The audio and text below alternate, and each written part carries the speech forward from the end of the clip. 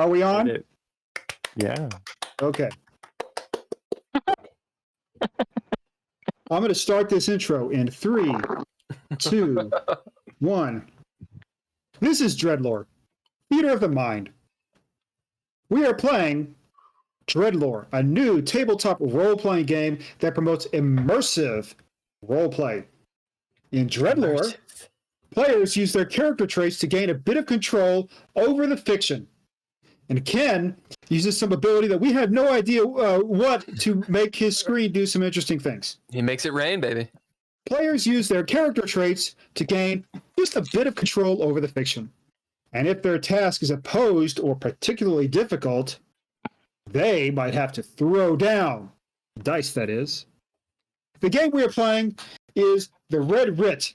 The Red Writ. Game, although sometimes we'd like to take a break and play Into Space. Into space. But not this week. This week it's the Red Writ. So now, let's introduce the cast of this role-playing game, the Red Writ. After this commercial. Right. So during this commercial break, how are you guys? We got a pretty good game coming on, don't we?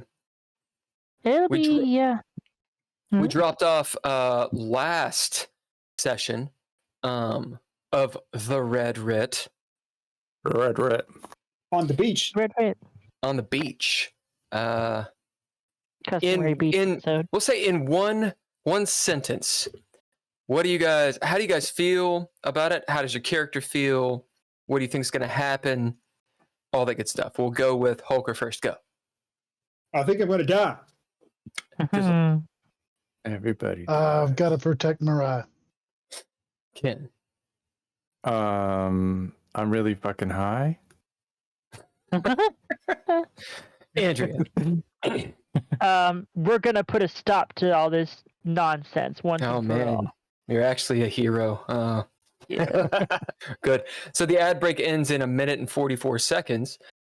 So for anybody who's doing the subscriber stuff, you do not have ads. Well done. We're gonna do a little bit of a plug here. If you want to jump on the Patreon, patreon.com/DreadLore, and you're gonna get tons of behind the scenes, all that good stuff. Some watch parties. Interesting. A watch party is gonna be coming up next Monday. Hey Ken, what's happening next Monday? I'm gonna be in a different state of mind and place. Yeah, of mind and place. A theater. We're gonna stream live. We're definitely gonna be streaming live on Twitch, and I'll be here every Monday the whole time. I'll be on the chat. Next week will be Into Space. Quite an interesting game session it will be. I can guarantee a lot of interesting things will happen. Yes, I feel like we don't know what's happening yet because it'll be so very live. It'll be in the present while we're streaming. It'll be in the present tense. So. It will be in the present tense. That's a good way to put it. Anyway, if you want to jump on the Patreon, we would love you to death. It really helps us continue doing what we're doing. If you want to get a book, since we are playing DreadLore, that's what all this is about, go to dreadlore.com and you'll find all of the links. Check it out, 5 seconds. Like, subscribe, all that bullshit. And back to Holker now. Let us take some time to briefly introduce the cast of motley characters that make up this game and the people that bring them to life. Starting with Andrea. Oh, hi, I'm Andrea Elliott Johnson. I play, I almost said Katrina Thomas. I play Leah Mizrahi, who is a former IDF soldier and Mossad agent who, got sick of her life, constantly being at war. And so she moved to Detroit, where she had hoped her life would be more peaceful and more safe, but apparently how'd that turn out? Quite wrong. Yeah, did not turn out well. Wow. Tragic. The tragic All right. hero. Now let's meet the character played by Bill Buncombe. I right, am now a meat Drizzle. popsicle. I'm Drizzle, and I play Simon Vincent, the hard-bulled detective who is really, really missing his Buick right now. Well, he's got poor a Buick. replacement Buick. Eesh. Uh, And now, Ken. I am Ken. I am playing- Ken. I am Ken. I am playing a journalist who he's part journalist. He's part I guess conspiracy theorist, and a large part drug addict. Aren't they all? Mhm. And I am Daniel, and I play Tony Czerniak, a former priest turned border guard. Guarding the border between Canada And with that, and the Free let's States. thank the people behind the music. All lowercase letters, right? Oh, lowercase Yes. letters. Yeah. You will listen to them and it will never get out of your head because it's Yeah. that fucking down. Now, let's thank our Patreon members. Yeah. Go ahead, Daniel. Yeah. I'm one of them. And then we got Tim Roberts. And we got Nostalgic. Nostalgia. You could be number 4 or 5 or 80. Or more.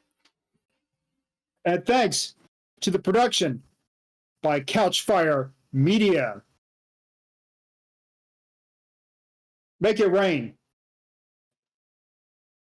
I almost finished that off. It actually totally worked out. It's pretty sweet. And finally, thanks to Trois Productions. Yeah, whoever they are. Yeah. So, Bill, who's our sponsor tonight? I figured that was coming. Preparation H Really, has not changed its logo in 65 years because we trust Preparation H with all of our bodily functions. They can are put not our sponsor preparation- tonight. Who is our sponsor tonight, Hulker? Well, you know, I had a sponsor planned out, but I'm not going to give it because it would have worked a lot better if you were asking me who the sponsor was. But it's not going to hey work. Hulker. Hey Hulker. Who's our What? sponsor tonight?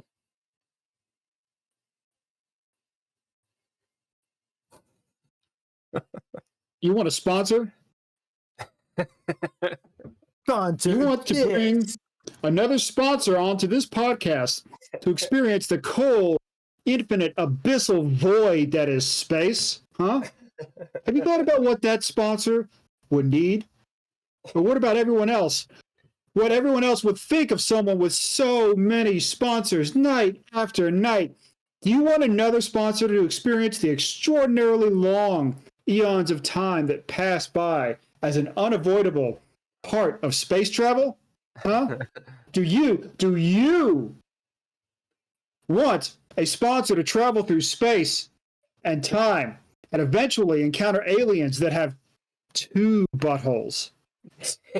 Did you know that these aliens developed 2 buttholes as a result of eating ultra-processed, flash-frozen food down to absolute zero for 3 million years?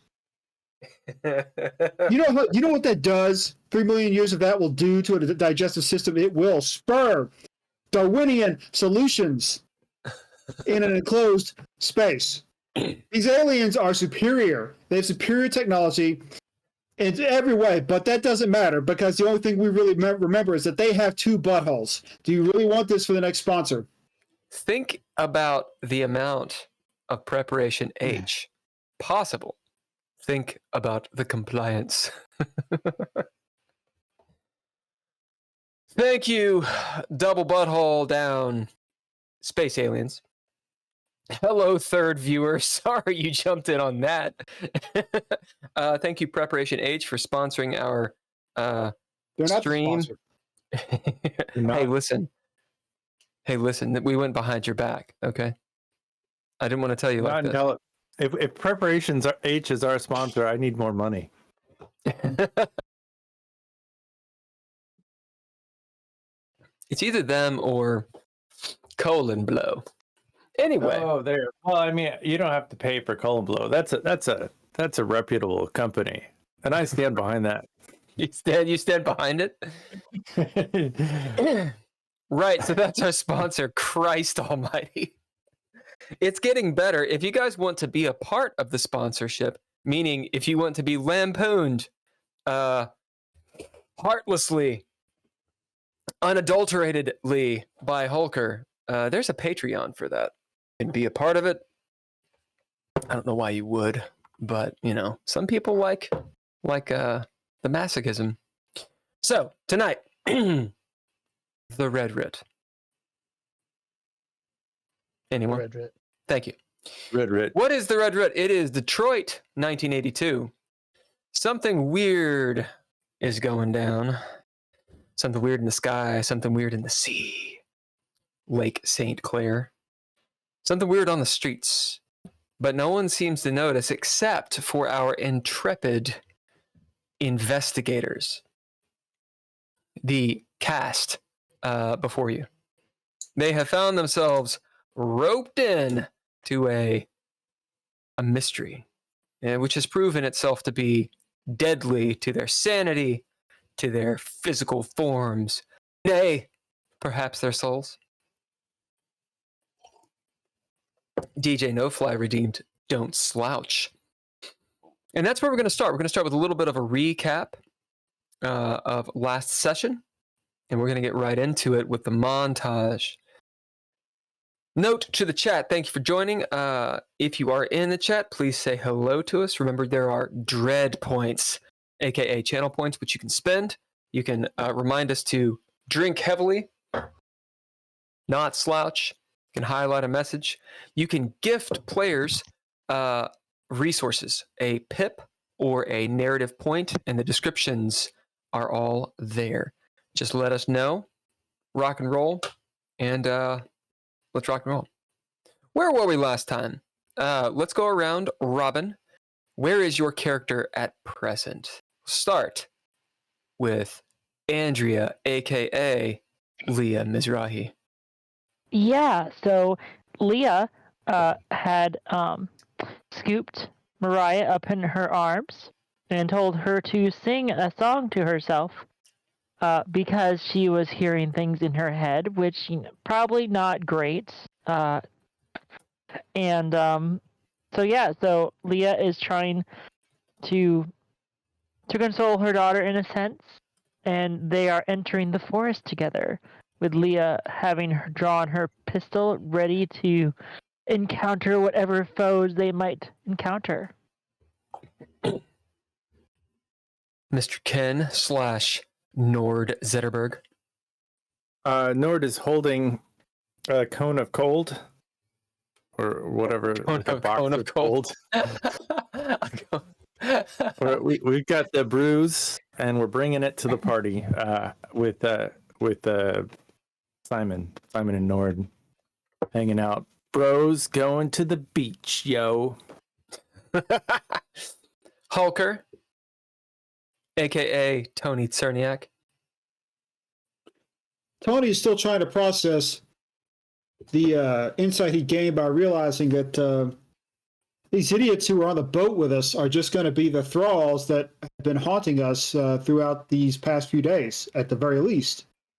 It's almost like they're being turned into cultists.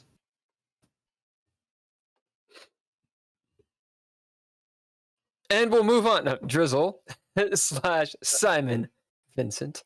PI. I have the other end of the cooler, the whatever. The if it's cooler. not- what looks like a cooler with very big frozen bomb stuff in it. And I'm starting to head into the woods with my gun ready. With the gun ready. You guys are on Bell Island. We do have a map of this, but Hopefully, you guys have access to said map. You've been on Bell Island before. It's a creepy place. It's got heavily forested regions.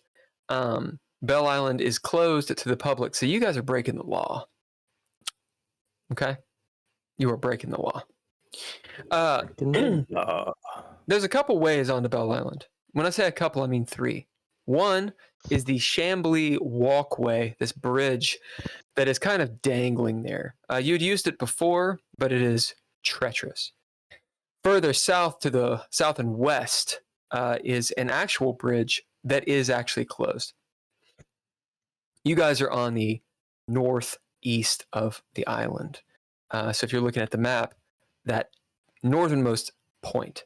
The third way, the way that you actually took to get to Bell Island, was on a boat. The boat was full of cultists who didn't attack you. In fact, they venerated you because last game, you all somehow convinced them that you were like cultists yourself, and not just any cultists, were like elevated in some way. You bore witness to some seriously fucked up shit, and it cost you some sanity. Regardless, you crossed onto Bell Island. The cultists themselves stayed. They're in some kind of reverie. You walk down the beach. This is a place you'd been there before. There were 2 paths. One was directly into the forest from the bridge, or from the docks, I should say. A stony path with tiki torches lit. You knew that it, actually, since you've been there, you know it leads down, down, down to a meeting circle where you saw some scary things last time you were here, although it was during the day. You decided not to go that way. You went down the beach instead, along the beach to where this adventure started, where Nord had snuck onto the island and saw a vision of the white doe. So you go back to this place. It is not at all daytime. It is very dark. It's about 1 a.m. or so. The weather is completely different from just a few days ago. Schizophrenic weather. A massive storm shitting out all kinds of sleet, blizzard, lightning even, and thunder has erupted all over the city. The city lights have gone out. Things are starting to freeze. It is apocalyptic weather.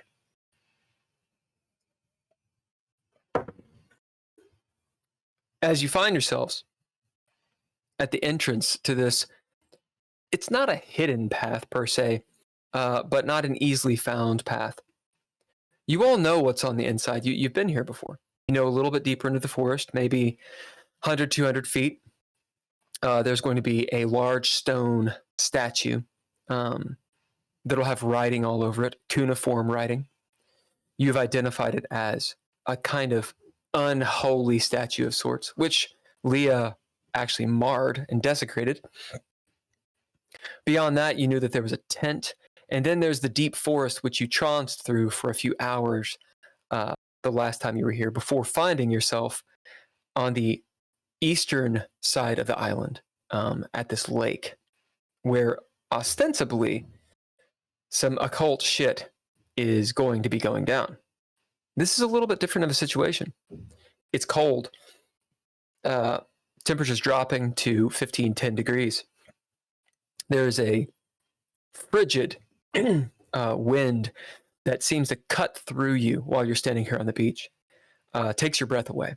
You notice, despite the body of water of this large lake, Lake St. Clair, which rarely freezes, the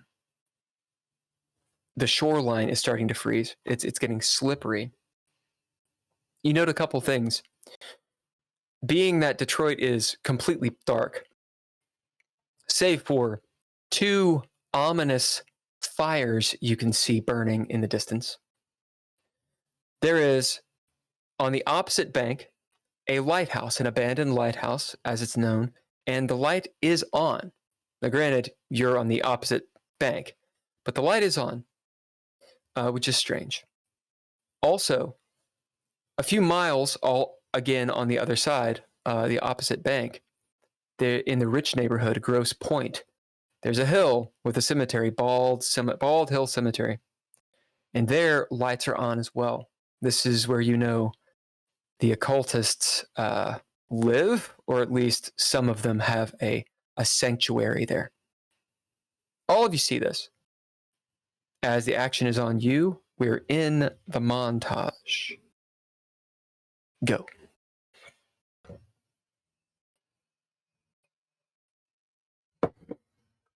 So we taking this. Yeah, you carry this way better than Tony. I've carried heavy stuff before. We working this to the lake, or we want to stop first before we get there?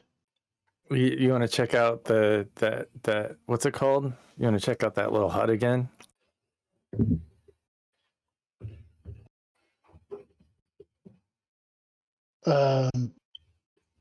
I just had a feeling that somebody was in there before, and I don't know.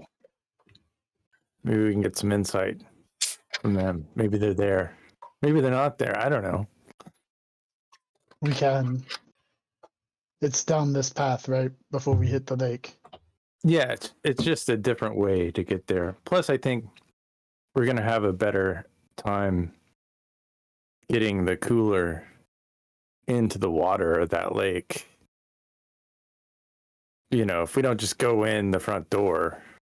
You mean the lake where monster dude flew out and chased us? I don't think anything flew out. It was just kind of something under was there. The water. Yeah. You know, hopefully this freezer thing that we're gonna do doesn't like help open the porthole. Like it's not a demon of cold or something. That'd probably be pretty bad, wouldn't it? You know, Yeah. don't jinx us before we even get there. Sorry. I like the idea of throwing this thing in there, though. That'll definitely throw a wrench into whatever's going on. Well, since I don't have any protective clothing, let's go ahead and get moving. It's not so warm. I mean, it's not so cold here on the island for some reason. It's a lot warmer here than it was back in the city.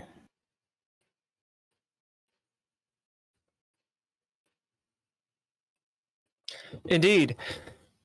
As you enter the forest a little bit, maybe not being too brazen about it, and you're also carrying this heavy Thergic chest.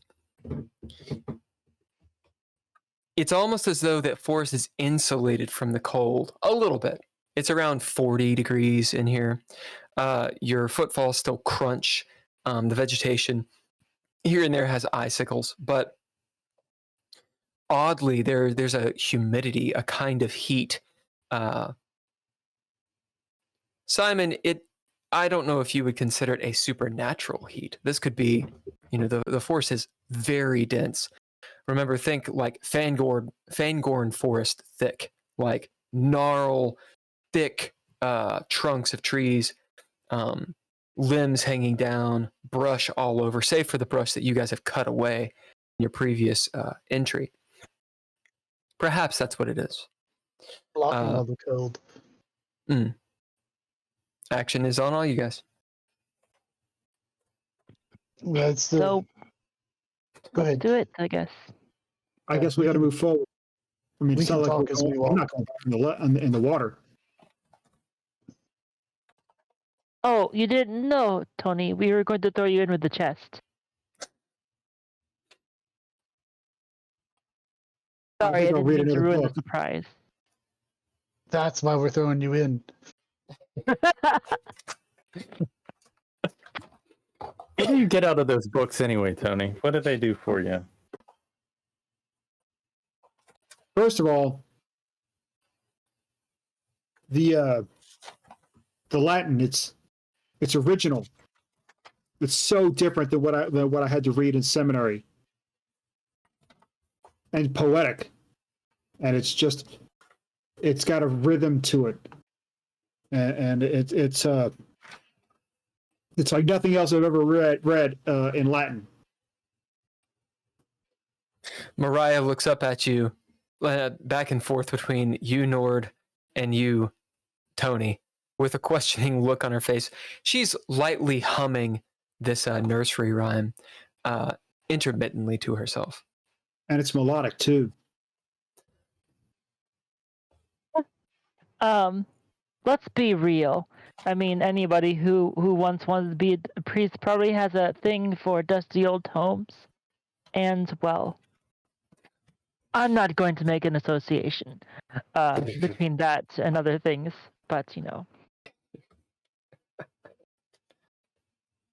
Let's just say the Catholic Church has a bit of a reputation. It's building up a little. But I'm sure you're a stand-up guy, Tony. I just like to read Latin. But he's not with the church anymore. He's a border guard. He's just a hobbyist in the occult or in the Latin. Yeah. And I think those occult people are onto something. I don't know what. They are Are you onto looking something. to become a joiner? No, I don't want to join them, but you know, I think it'd be nice to actually know what they're doing. Well, I got my beliefs. I think we kind of hit it pretty hard the last time we got together, or just a few minutes ago. This Erishkigel character. When you say her name, say that. a peal of thunder. Probably shouldn't have said that. I got a better one for you.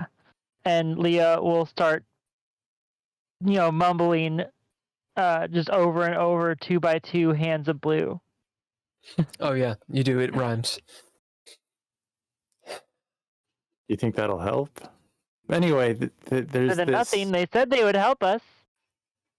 There's this, I guess, battle. I'm presuming between Lady Callie, who is some kind of betrayer, and maybe she's bringing up a deep one.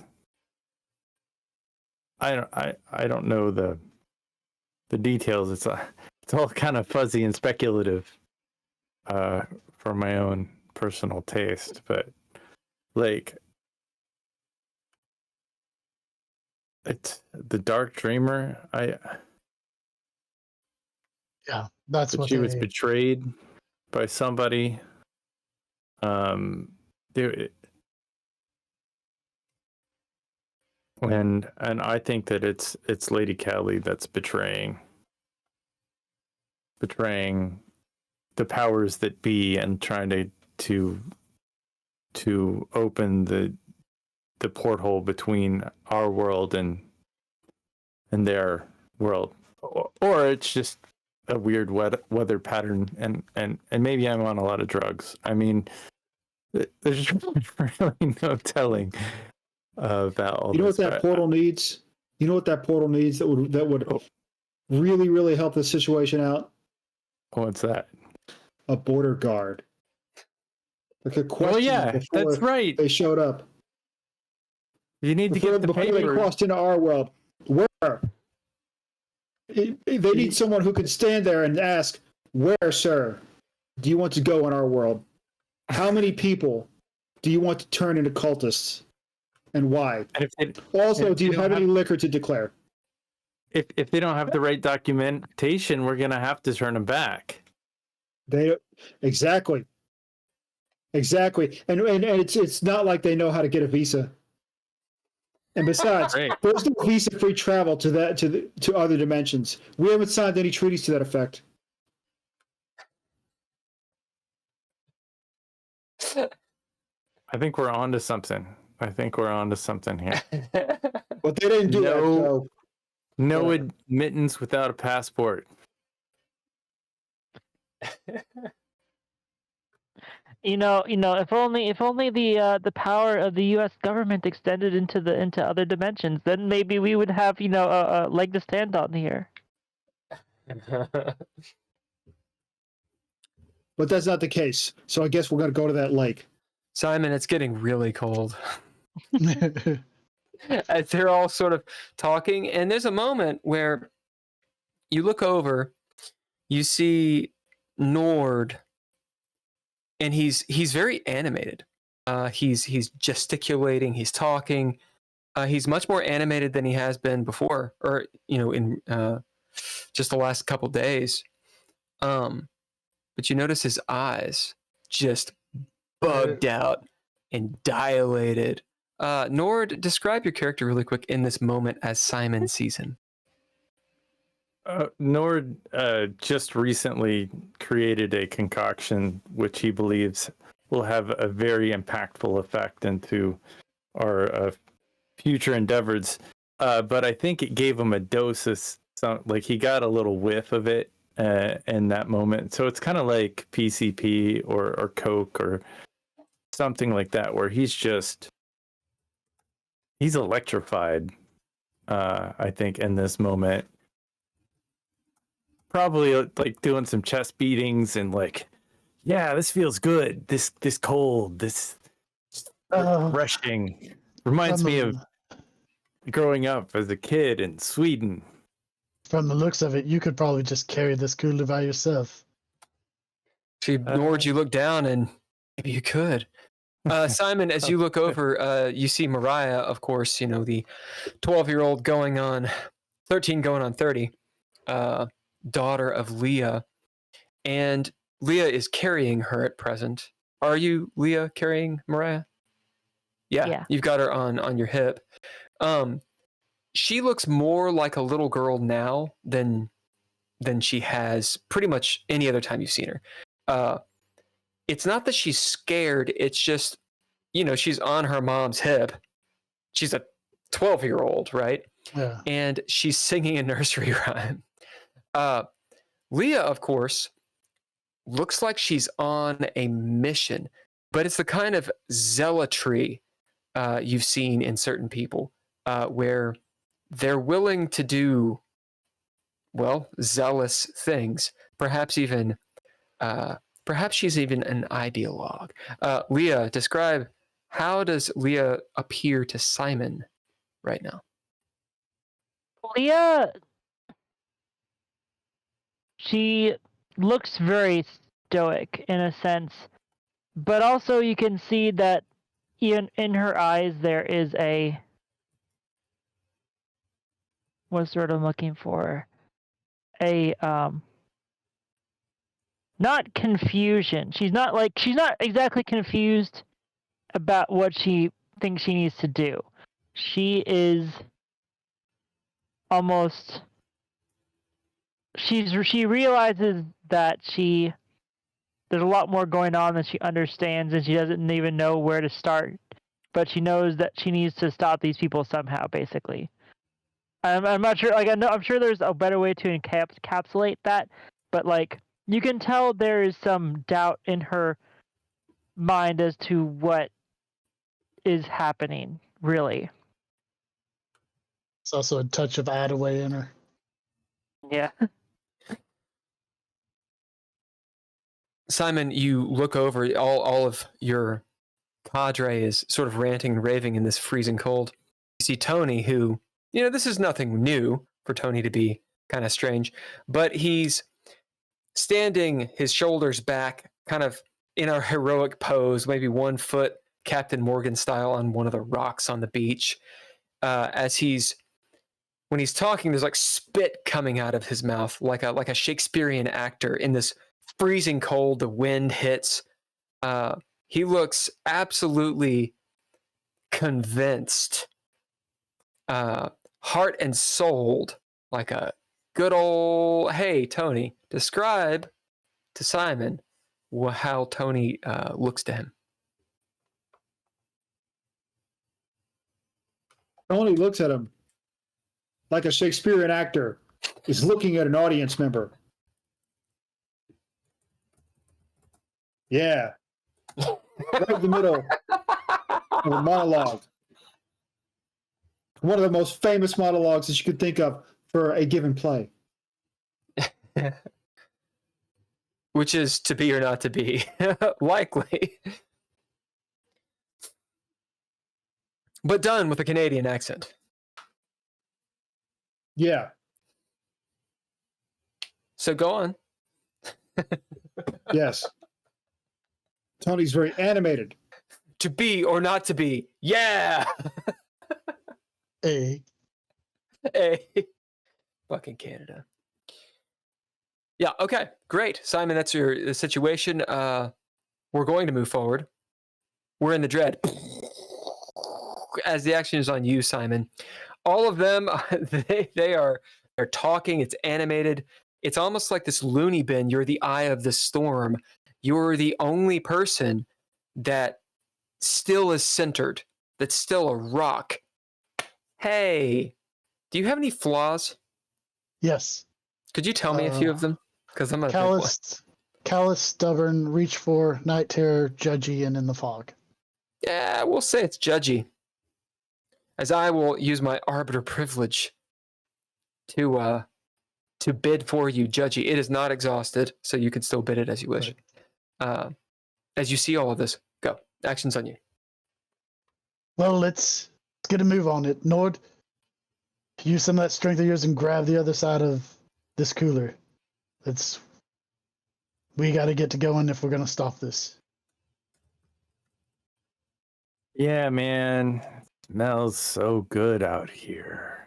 None of the snakes like there was before. So many snakes. Why are there so many snakes in Detroit? I thought snakes were cold-blooded.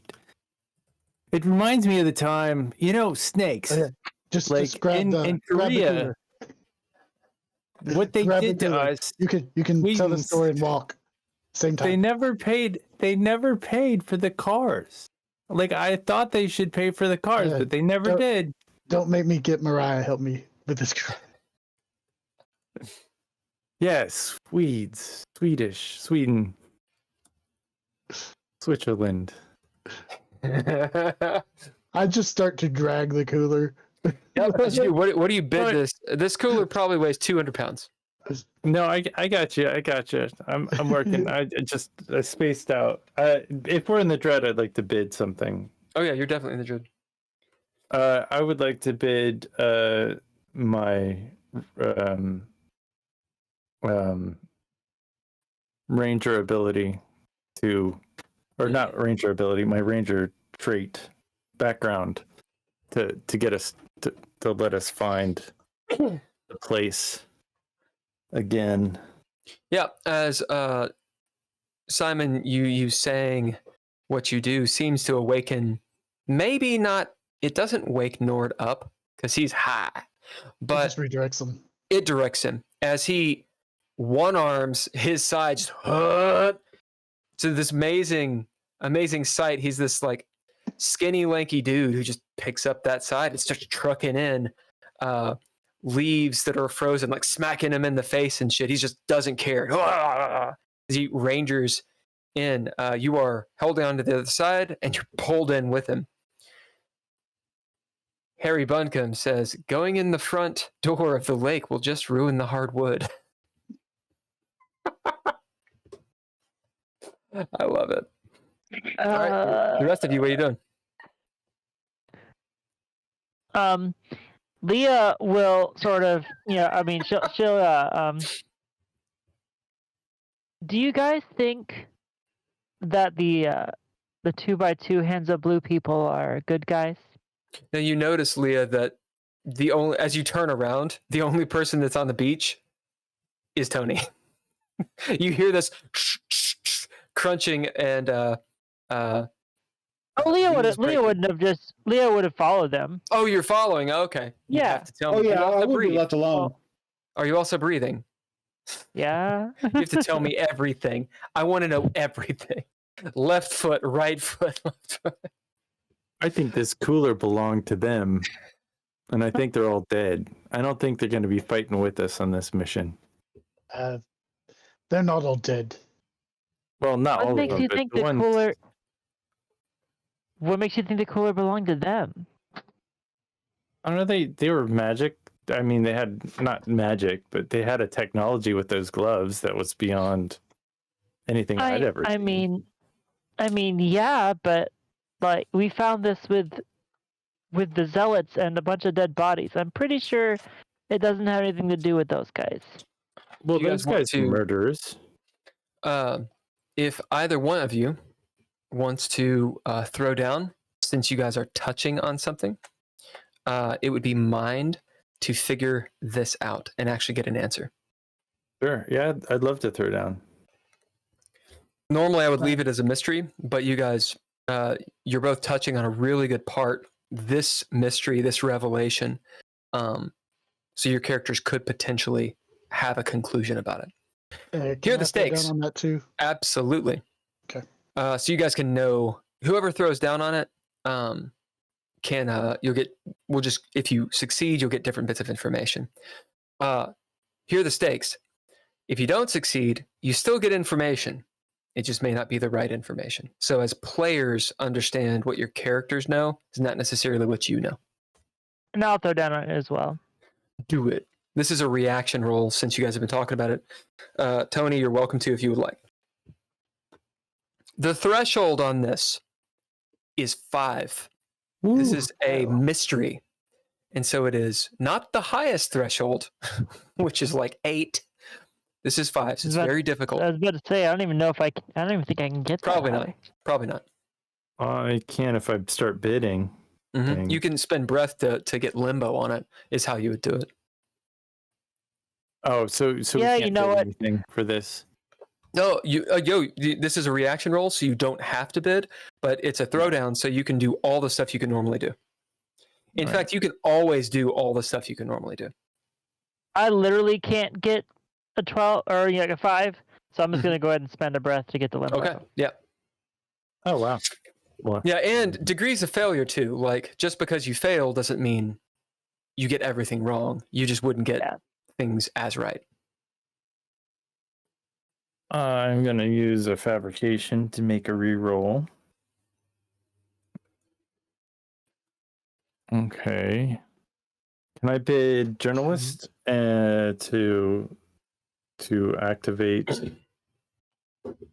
my when plans go awry? Yep. Well, I guess it's not a failure. I have 3 successes. How does that work?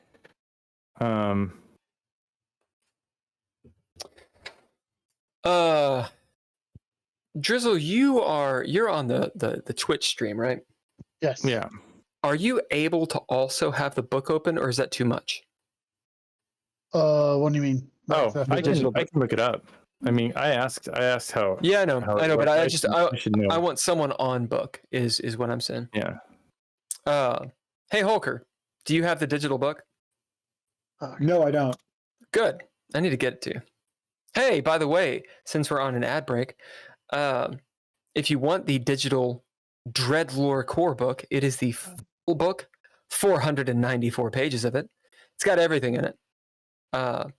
It is free. So go to dreadlore.com and you can download it for free. Also, if you get a core book, you can get the digital with it. So who wants to be the on book person? The space bar, it changes the Okay. Yeah, it actually needs to be Holker because Ken's doing too much and Leah is on a phone. I shall send you a link soon. I need to download it. I still have the link saved, but I haven't downloaded it yet. Oh, you got it? All right. What does it read, sir? It says, when plans go right, even the greatest strategic minds cannot prevent the occasional bump in the road, but they can surely reevaluate their circumstances and find the silver lining in a poor situation. Then again, sometimes your damn luck and fare better than your damn luck and fare better than expected. Activate when plans go awry to change the utter failure into a normal failure. Limbo can't be made into a clean success, but evading this ability improves the yes but result in your favor. A pirate instead of robbing you blind and then marooning you, simply maroons you. Of course, only a tyro, I don't know who a tyro is, bids and expects success. Doyens and some creativity earn it. So it seems like it's more of a defensive thing than a learning thing, the way I'm reading it. It's not super active. If I bid journalism and or if I bid something like Child of the World, would that reduce the threshold a little bit? So it does not reduce the threshold unless it literally says it does. Okay, so those are. But it might give you successes towards things. Okay. So there's only a couple abilities that actually reduce thresholds. Yeah. And the other way to I do know. that is by being very strategic and being like, hey, can I make the situation more in my favor? That Yeah, kind of thing. I don't think that I can get any more than what I have for this Good. moment. So I got 3 successes throwing down. All right. What the rest of you get? I got 5? 5. Nice. Jesus. Well done. Limbo on you. Leah went to limbo with breath. What about you, Tony? Are you going to do anything? Nope. Saving them resources. All right. We will start with the failure, the degrees of failure first. Nord, as you're sitting there talking to Leah about this mystery, whose theurgic device is this? This freezer, this cooler, as you guys are calling it. She makes a good point. You guys don't know. You don't really know anything about the technology, the difference between the mysticism, the quote unquote magic technology, alchemy. It is a little bit blurry, but you feel like you're probably on the right track. This seems more like the pseudoscience that the detectives were using than the occult type mysticism, magica that, well, the occultists were using. The occultists seem to be using stuff that's word of mouth. It's chanting. It's more esoteric in that regard. Whereas the detectives used physical properties to elicit things. You realize they had these gloves. That's these theurgic gloves allowed them to do certain things. Perhaps alchemical elixirs allowed them to withstand certain things. It wasn't magic per se. It was just a kind of science. But Leah brings up the point. Why was the theurgic box in that box truck? You don't have something that really adds up, and it's difficult to not rationalize it. Now you can rationalize it, but there's a big uncertainty there. She brings up a good point. Leah, dropping breath ages one. One is aged by dropping breath. Roll your D10. Have you been marking the tallies on your sheet when you spend breath? I have tallies on my sheet, but that was for something that happened last time. Yeah, it's Or for was breath. it for breath? Was it for breath? Yeah. Okay. Then yeah. I don't ask for tallies unless it's breath. Okay. I think. I don't know. It may have been how many times you said Erishkigal or something like that. But how many do you have? 8. 8. Okay. So go ahead and roll that. We're going to say it's 4 breath. So make a little note on your sheet that notes that. Okay. Wait. Roll your D10. It's a 6. Okay. So add that to it. So you have 14. The idea is this. When you get up to 20, your period of life ages. So if you're hardened, you would go up to the next tier. And what that means is you actually gain some traits, but you gain usually flaws and you gain derangements from it. Okay. As you spend breath, you have endured so much. You've been so rock solid. You've seen so many mind shifting, soul crushing things in the last 3 days,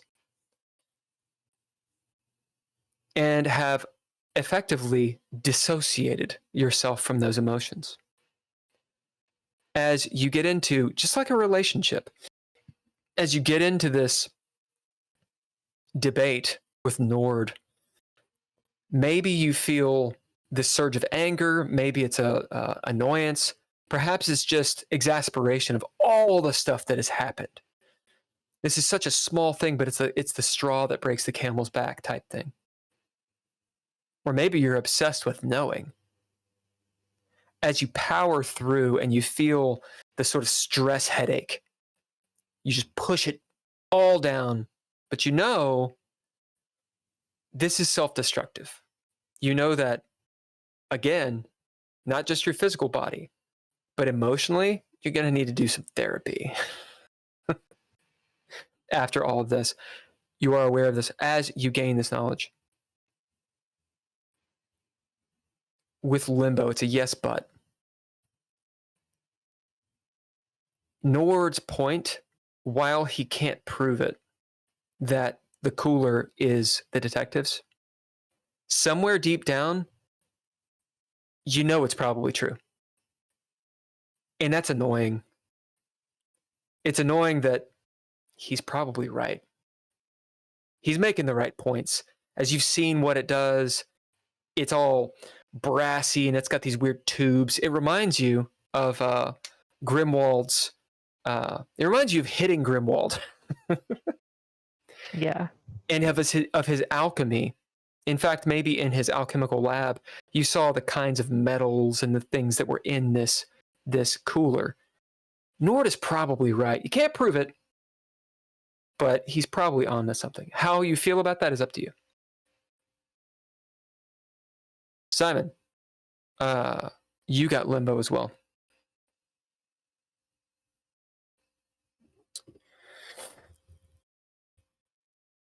As these two are talking about it and you're holding the case, the thought might cross your mind, and this is a yes but situation, so it's not a certainty. If this was stolen from the detectives, that means the occultists know the detectives are watching them. And you remember back to Elliot's cemetery when Detective John, the older guy with the mustache, Mhm. told you that, or told you all, that they serve a different being of power, The Lady of the Veil. the Lady of the Veil. And part of the rules are they don't involve themselves directly. And these occultists, at least the ones that matter, also know the rule. Whoever they serve, they don't directly deal with the people in the know. There's a thought. Maybe the occultists are cheating. And there's a wave of, what does that mean? Uncertainty. Okay, go. Actions on you guys. Well, in all fairness, the truck had a head in the glove compartment. So the cultists could have killed whoever was transporting this and taken the truck from them. I don't think that the detective was saying that they can't get directly involved. I don't think the occult is following those rules anymore. Why why did the guys we murdered on the streets of New York with the blue gloves, they had a body in their trunk. So their hands aren't clean. They're not No. clear. No, neither of their hands are clean. It's just whether or not we want either of these rituals going through or not. Yeah, I mean, I don't know. I think the blue guy's hands are clean, probably. You guys If make only- it to a clearing. We're out ahead 20, 30 feet through the brush and over some uneven terrain. You see that massive monolithic statue. It's rectangular, carved into the shape of some sort of weird chimera. A very stylized. It still has the four sides, so it looks like a big pillar, but think of like a totem pole. Part of the nose is blown off. In all fairness, any of these groups that have these rituals, can you tell me a single one of them that's actually a good thing? I mean, I don't No. think that the blue man. The blue man weren't having rituals. I don't think. They're like cops for the undead is the way I kind of gathered it. But I mean, why did they have the body in the truck? That just always bothered me. If they got a body in the trunk, there's something. Admittedly, I was being a little literal, because they have the gloves, And I'm pretty sure they keep their hands pretty clean. Oh, come What on, if- Mom. What if You hear Mariah go, "Ah." what if this portal is a way to make people just disappear? What if What do you mean? instead of people trying to come into our world, we're taking stuff and we're throwing it into theirs, making it Let's just solve the disappear. trash problem.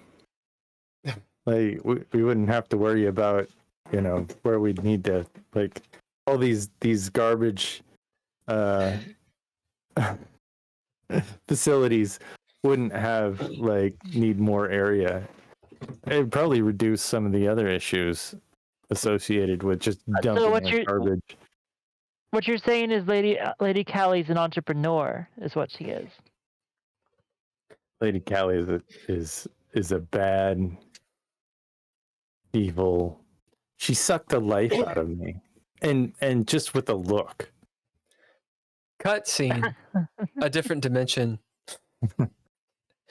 A mountain of garbage as a portal opens and all this trash goes through.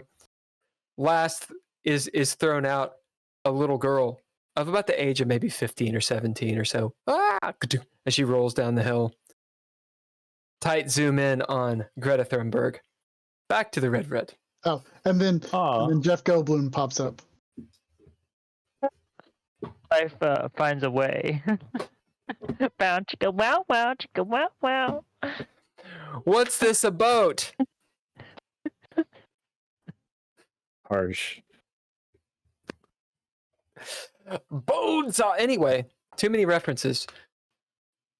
Holker is playing Tony Czerniak. As you're in the back, we'll say that you guys aren't just all grouped together.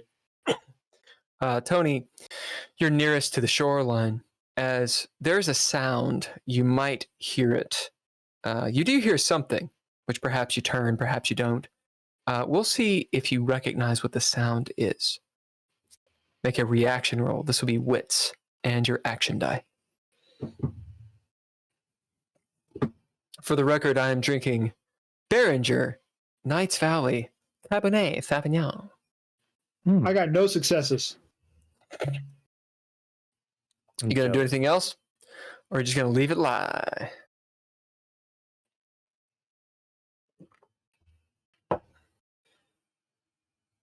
The last time Leah did this, she got swamp thinged. Wait, what was it doing? Ignoring the reaction rolls to hear the Oh. shit creeping up behind you. Oh, right. That. in the basement. I am. I'm not saying you should. I'm not saying you need to. I'm just saying, you know, you can ignore it if you want.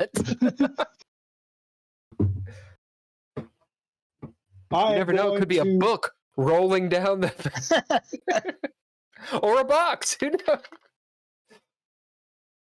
Hey, Dominus Christi, Spiritus Sancti. I'm going to bid my focus. Okay, you made your focus. That will do. So you're trying to don't focus need to- real hard on the sound. You don't need to bid for it. If you want to bid something to activate an ability that gives you successes, you can do that. Or you can bid ninja gear or proficiency to reroll. Actually, just bidding a trait doesn't do anything except it allows you to affect the story. But if it's a reaction roll, All right. you don't have to do that. I will bid my proficiency. Do I get to reroll one die? Yep. Reroll a die, any die.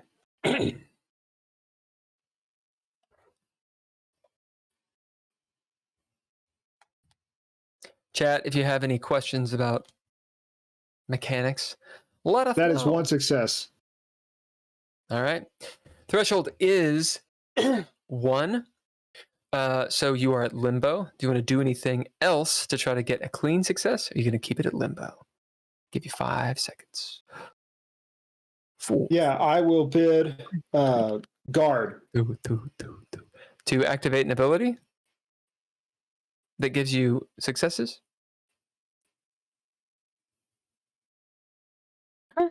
Yeah, Which ability do you activate with guard?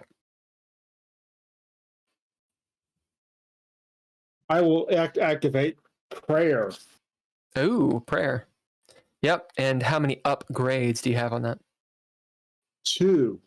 Yeah, so that gives you 2 successes additionally. So you're at 3. You get a narrative point since you beat the threshold by 2. You can spend it now, or you can bank it. Remember, you can only have 5. Give you 3 seconds to decide. 3. I'll keep it for now. 2. Okay. Stoney, you hear a sound. It sounds like breaking glass, and a shout echoed across the water. You've heard this before. You've been on the border. You're used to being near the lake and hearing those echoes and such. We're going to say that's a thing. As you turn, maybe walk a few steps out, just outside the forest. The rest of your party is 40, 50 feet beyond you. Inside, you're looking out at the beach. And your eyes are drawn to across the bank, the lighthouse, the abandoned lighthouse that is apparently not abandoned. It has a light on that I keep on harping on and nobody pays attention to. That one, the light goes out. You see some shadows, some silhouettes as the light slowly, it's an incandescent, massive incandescent bulb, as it slowly fades, and you see apparently a struggle going on. A crash, and a body fly out the window, landing on the beach. There's a scuffle as rumble in the sky. The sleet and such is obscuring your view, and now it's completely dark. You can just barely, over the storm and the thunder, maybe pick out some struggle, and then it's gone. And Guys, that lighthouse. and darkness. Someone got deported from the top of that lighthouse, and now they're at the bottom. You get a pip. I just saw someone fly out. Look, you remember the light that was there? Were there any arcs of electricity? Did you see? No, but look at it. Look at it now. Not that you saw. However, that narrative point could mean something else. There's nothing there. Oh. It's dark. Where it wasn't when I was first on the beach. I remember that. Well, it could be the Blue Hand group up there because they said that if we stopped the hideaway, that they would help us here. Help us? You mean that light going out is there to help us? No, I'm just saying that it could be them fighting somebody. If That's there a are cultists stretch. there, it is a stretch, but That's a there's two other stretch. people fighting. So what else are we gonna? I mean, we I could think- shoot it. I think we focus on the task at hand. That lighthouse is pretty far away. I don't know what That's- we can do to manage what's going on at that lighthouse. It's across the river. We'd have to go back across to even get to it. So And then whatever's going on here is going to happen. I mean, if you guys want to split up, but I think we stick together. See this Well, thing through. we're almost to that statue from earlier that Leah shot. Yeah. We may want to quiet down a little bit if there's anybody up ahead.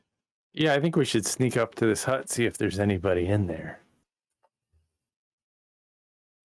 Can I spend a narrative point saying course. that that person that was in the hut wasn't in the hut before, is now in the hut? Yes. You want to spend a narrative point for it? Yeah. Yeah. Absolutely. All right. Actions on the rest of you. You're walking up to that statue. Tony, you're about 40 feet away from them. What are y'all doing? Maybe I need to shoot it again.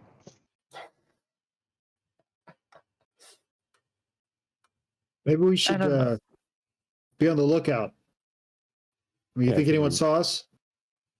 I don't think they care. I mean, they were pretty. They literally brought us over on the boat, so yeah, I think they saw us. I don't think they.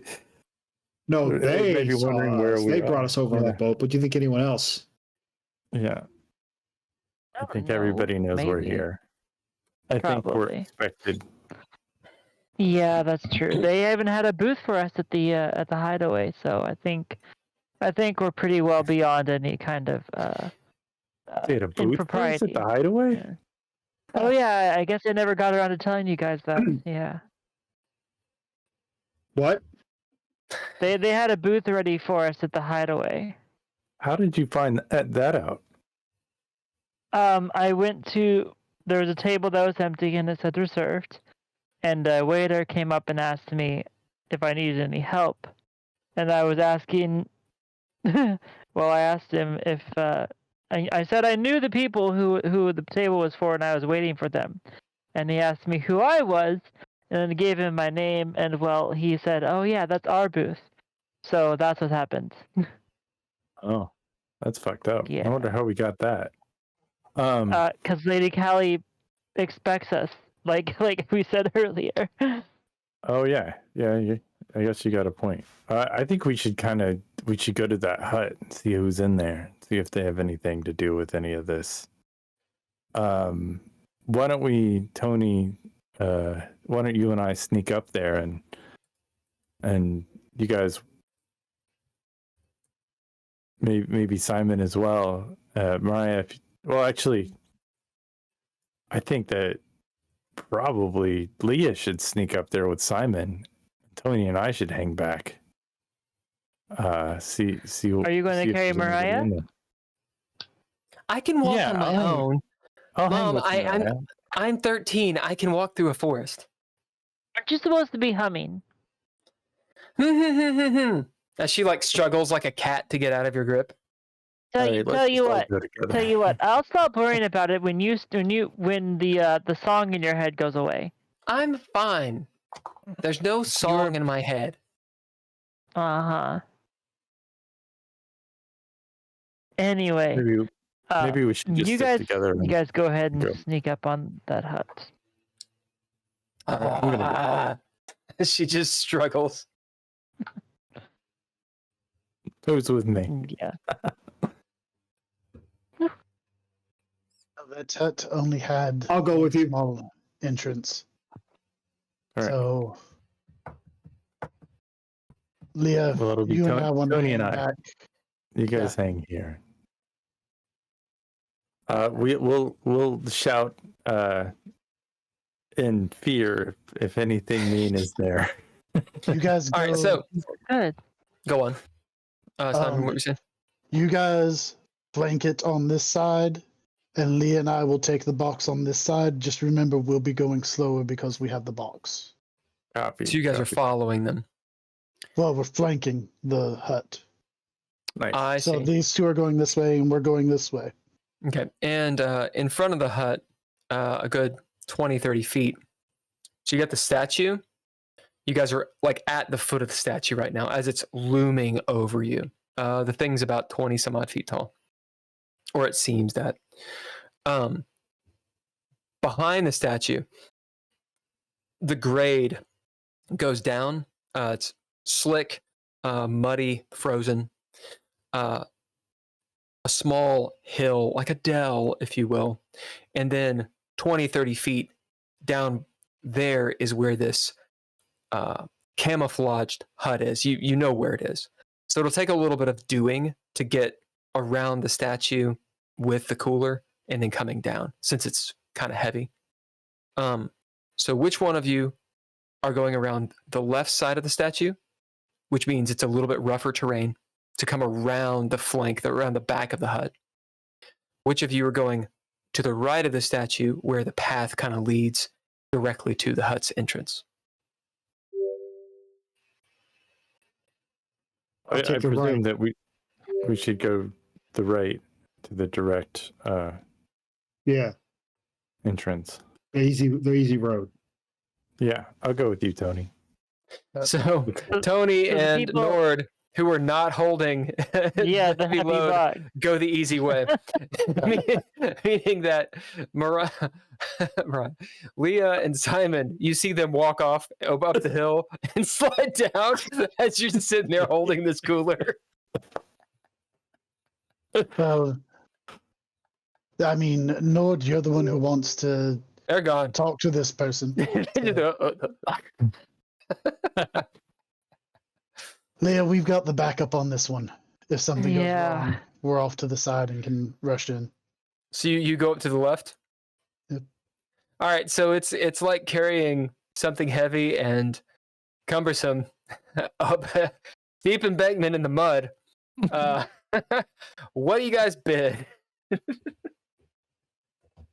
Because you get about 3 feet up and you're like, this fucking sucks. And Leah's carrying Mariah too still. So Oh, like, Mariah. it really sucks. Yeah, okay, you Uh, definitely need a bid. Mariah Mariah- actually will use this chance to break free. Leah, you can attempt to bid. I should say you can bid to keep her on your deal, or you can bid her to keep her. Hey, She's Mariah, like, this is crazy. Let me down. Mariah, why don't you ride on the cooler in between us? As she jumps on the cooler. Okay, fine. Unless, Leah, you don't want her to. No, I'll let her ride on the cooler. Yeah, it gets a little bit easier and harder for you both somehow at the same time. Leah will bid unscathed. Okay. To kick it down. And I'll bid strong. Yeah, as you two bidding unscathed and strong. Unscathed, Leah, you've hauled crazy shit through crazy places before in terrible situations. Simon, you're just very strong. And Mariah attempts to not move so as to maintain the balance and the weight. As you guys make the slog up the left side, constantly looming above you, this odd, inhuman face of the statue that's been marred by your bullets, Leah, seeming to look down at you, despite its eyes lidded. There's the feeling that it is watching you. We'll kind of, when she gets that feeling, she'll kind of look up at it. It's like, yeah, well, I got your nose, motherfucker. Oh. As Mariah follows your line of sight, and you guys get up onto the other embankment and start moving down. Ahead of you, to the right, Nord and Tony, you slip and slide down, able to keep your footing. You see ahead of you, 20, 30 feet, the camouflage tent. If you didn't know where it was, you could walk right past it and not see it. Actions on you two. You got a flashlight?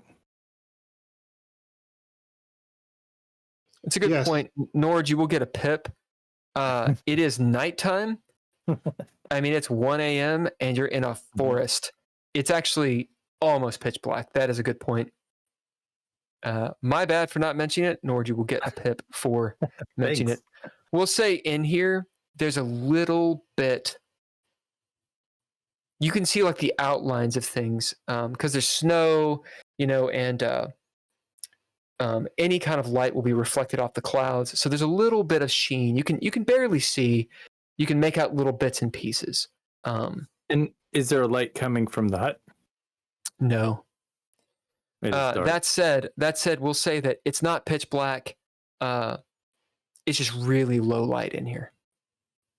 There's no light coming from the hut. What do you think?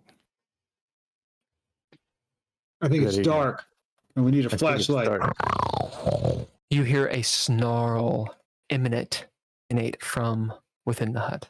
I shine my light towards it. Great. Are you going to bid anything? Or are you just doing it? No, I'm just doing it. As you do it, Tony, quick, like a gunslinger with that flashlight, border patrol style, pulls up his mag light. And you see a gaunt face, windswept, wet. Looks like this person's been rode hard and put up wet. Ooh. Long hair, training down its face, black, gray lips, blood red eyes, a mouth full of teeth, and ichor coming down its chin. As Nord, you recognize almost not the visage of William Tibbets. Shit. As he flashed in the face,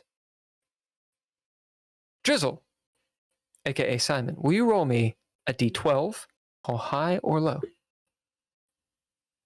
Low. And it is high. Leaps from the mouth of this hut at Tony. Tony, this thing, you see the flash of its hands as the fingernails seem to explode out of its fingers. Talons. Its mouth opens up, disjointed jaw, leaping for you to rip out your throat. You can make a reaction roll as it attempts to do so. Nord, as this thing, seemingly crazy, perhaps frightened, who knows, whips past you, leaping like 20 feet. The smell of decay and old death almost makes you gag. Can I spin cunning? Yes, you can spend cunning. I spend cunning. Oh, okay. to- As this is going on, Tony, do you spend cunning? Yes, I do. Oh, you guys are spending cunning. As you see this happening, you use the resource that you have at your disposal in DreadLore. You guys can go before the antagonists. Indeed, that's nice. what do you do?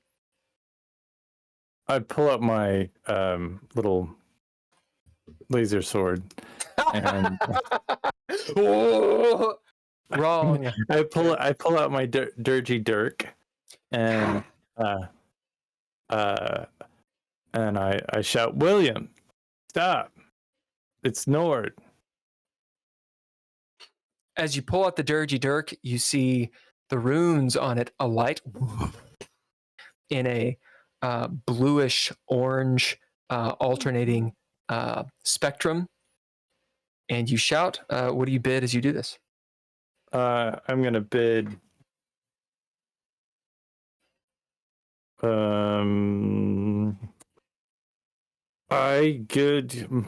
don't know, mind over matter. New trait that I have.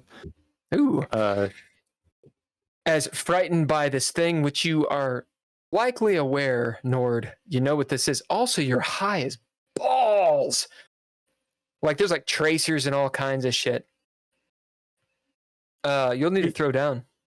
Yeah, we is this a mind? I mean, which aspect are you going to use?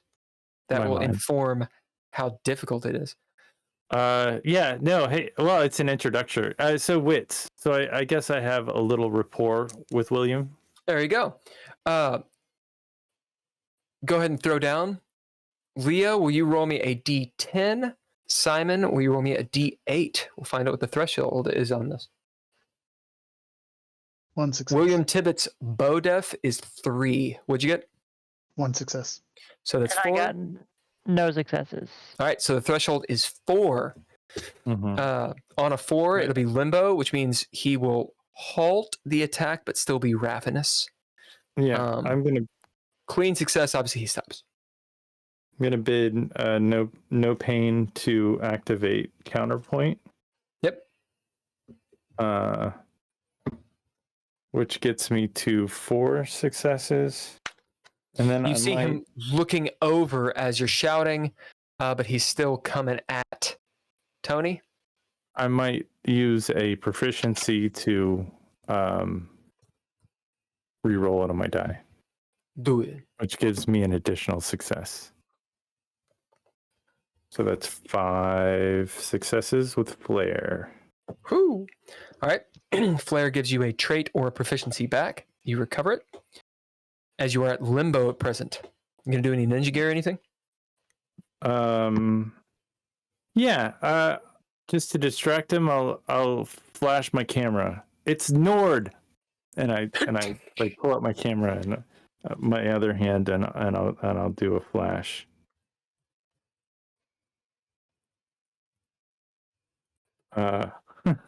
So I'll re-roll that. I like had a little brain fart. I was just kind of in the moment.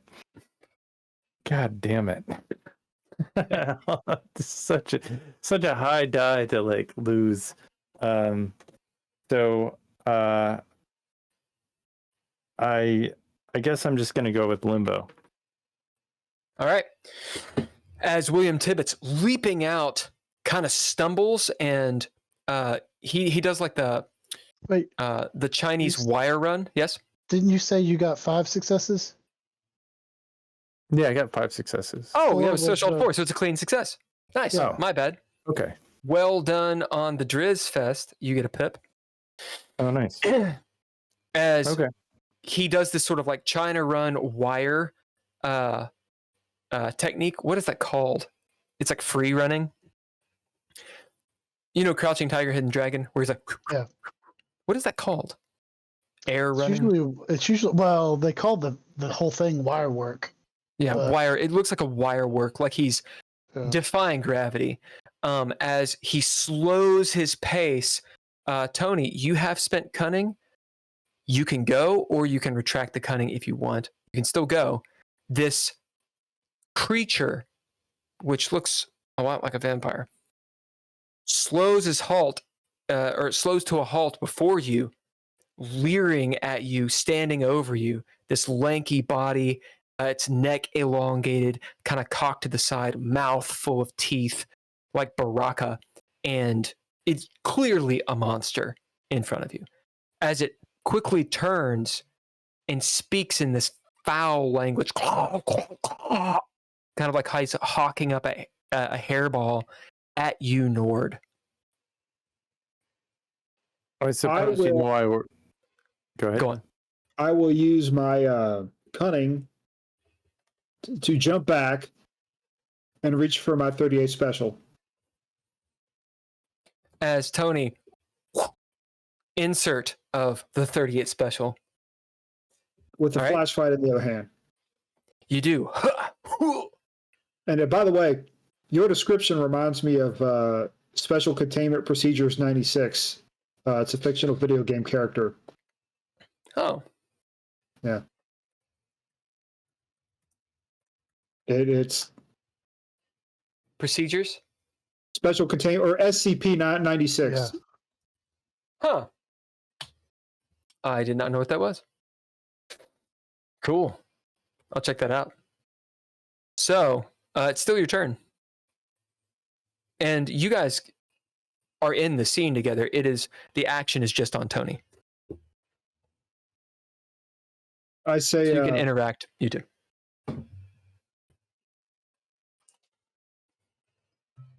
you speak English?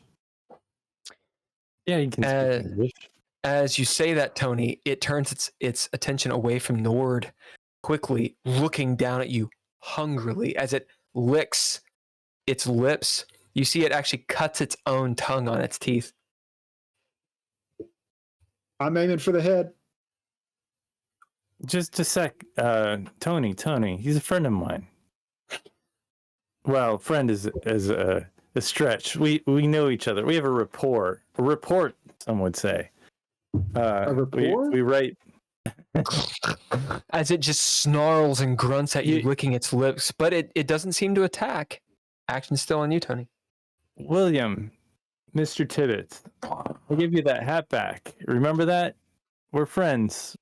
You've kind of de-evolved a little bit since last I saw, but you know, I think you were inviting me to your club at the time, and I just want to know how things are going.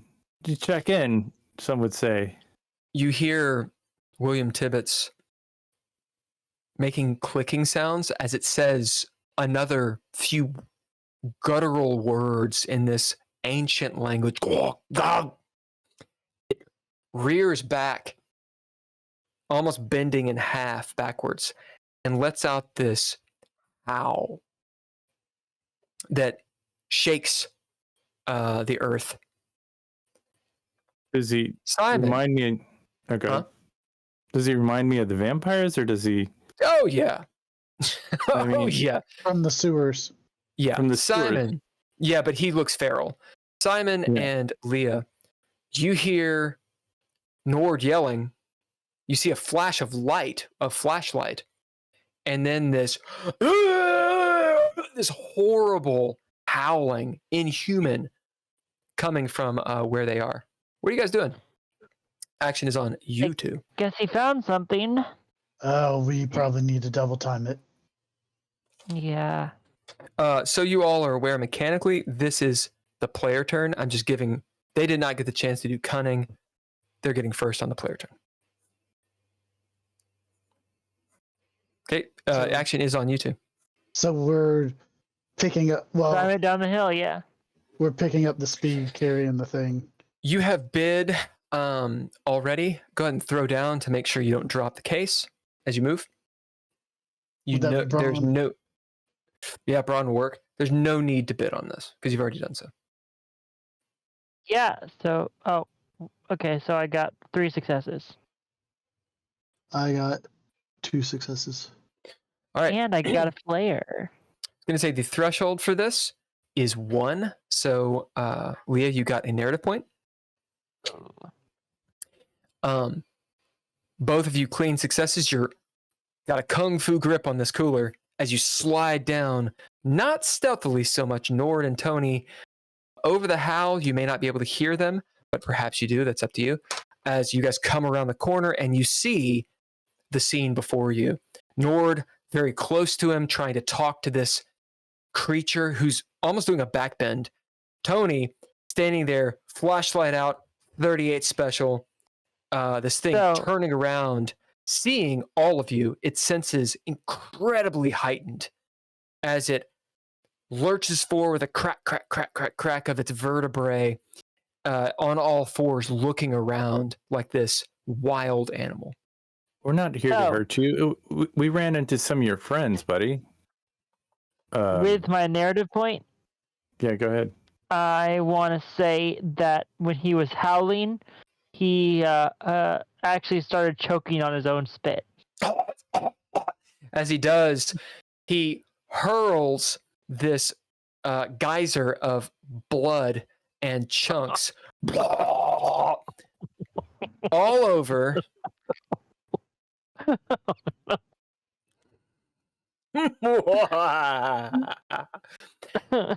Hey Nord. Hey Tony. You want Make reaction rolls. Yeah. Or reaction rolls, or you can bid or throw down. It's up to you. You just need one success, or you can bid I'll throw to down. not get blasted. I will throw down. I got Throw one success. down. Okay. I got 2 successes. All right. All you needed was it was a threshold 0. So Nord, you get a narrative point. As how do you guys get out of the way of the geyser of vomit? I'm gonna spin my narrative point now, saying that it's not getting out of the way so much as that Nord's moving so fast because he's so high that he doesn't really stay in the same place for very long. So he's just like, we're buddies, right? And, like, he's just moving around. As he vomits all over where you were. What about you, Tony? Tony just had a flashback, not to Vietnam, but to some shifts late at night with some drunk people coming back from Windsor. And they are drunk. And they get out of the car. I ask, do you have anything to declare? They got a sober driver, don't get me wrong, but the other 3, no, they're pretty wasted. And those other 3, See 1981. when I say, do you have anything to declare? Oh, they declare. And I was able to jump out most of the time and avoid their declaration. That cheval regal all over American soil. Yeah. You'll get a pip They for that. trained me Well well. done. As Tony does the boot scoot out of the way. So you all know mechanically that will, since William Tibbets being a vampire, a creature, feeds on blood, that will actually weaken him since he just lost a lot of blood. So his BODF will go down from 3 to 2. All right, that's the player turn, top of the round, world action.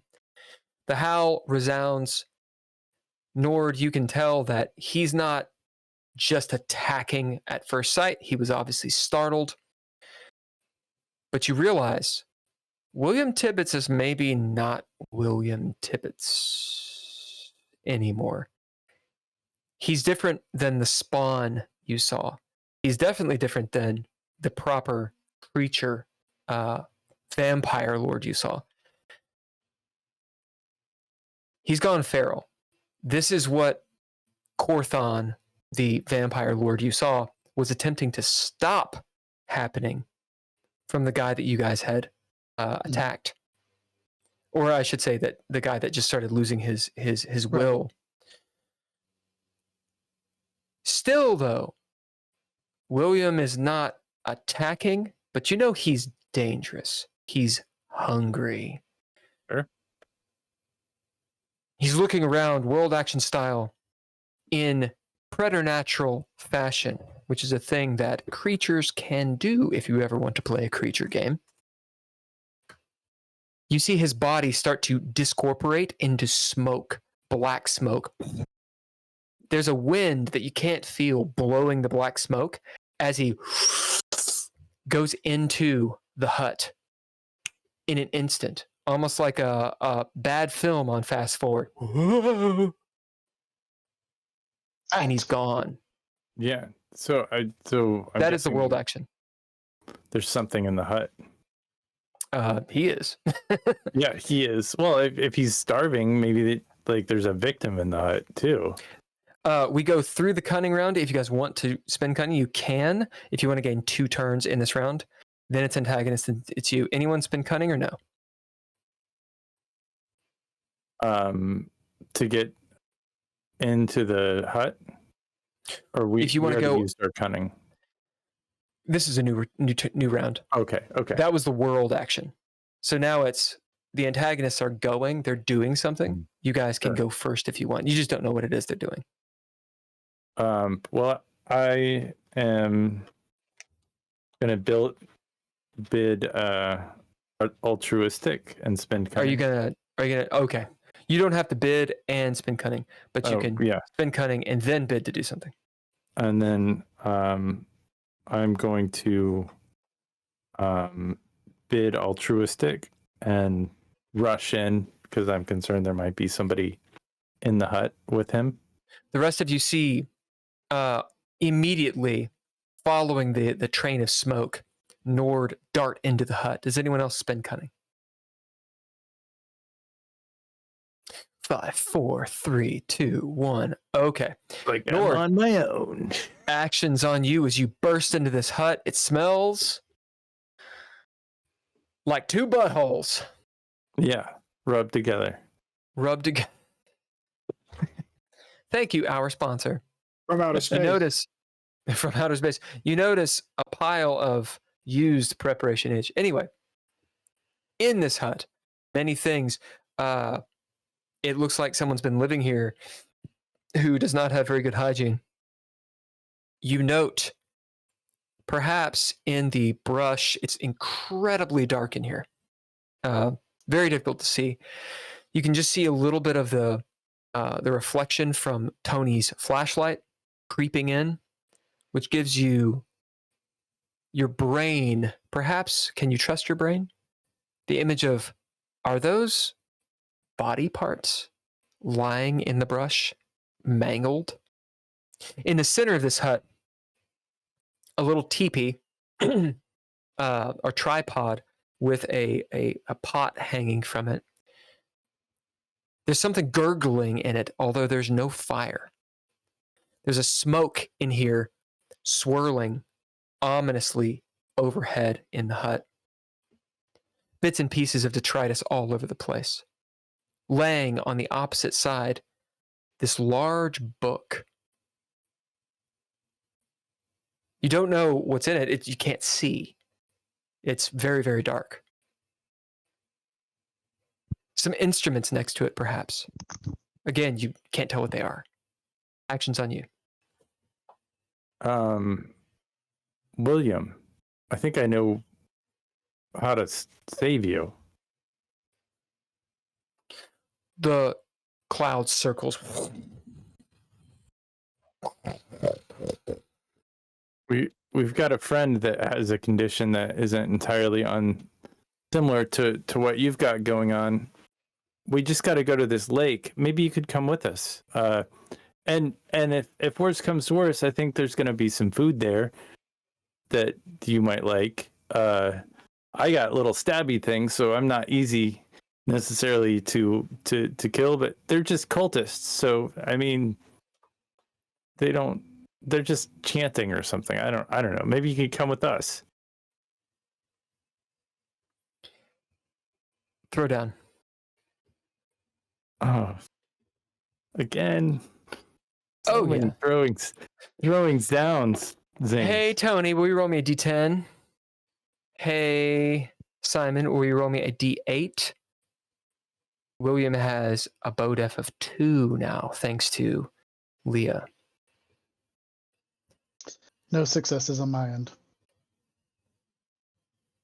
I rolled a 2, so there's no successes. Threshold is 2. So I have 2 successes. Okay, you are at limbo. So it's a yes, but. You gonna push forward or no? I don't want to interrupt your house, but there is a way back from this. So you can choose to come with us or not. And then I'm going to take off.